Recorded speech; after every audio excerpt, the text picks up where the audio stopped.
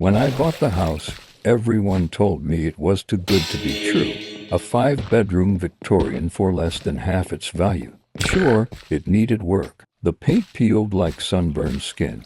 The pipes groaned like they remembered better days. And the whole place smelled faintly of earth and mildew. But it was mine. The previous owner had died alone. Natural causes, supposedly. Neighbors said the house had been vacant for nearly 5 years. That didn't bother me. I wanted something with history. I should have asked what kind of history. The first few weeks were uneventful. I spent my days ripping up old carpet, scraping wallpaper, replacing fixtures. It was only when I got to the basement that things started getting weird.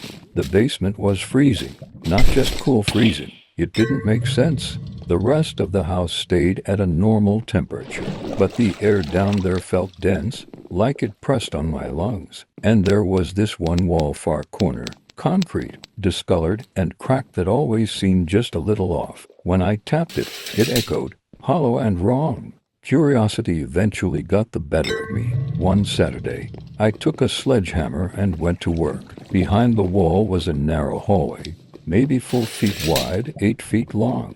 At the end of it was a doorless entrance to a small, windowless room.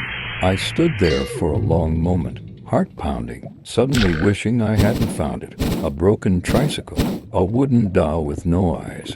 But it was the walls that froze me in place.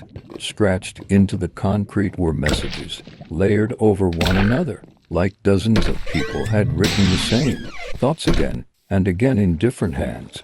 Don't let him out. He lives in the glass. The mirror is the door. And in the far corner, leaning against the wall, was the mirror. It was tall, cracked in the corner, the surface dull with dust. A single handprint was smeared in the center, child-sized. I don't know what possessed me, but I wiped it clean. Behind me, in the reflection, stood a boy, maybe 10 years old, gaunt, pale skin that looked almost translucent. His eyes were black, not the absence of color, but the presence of something else entirely.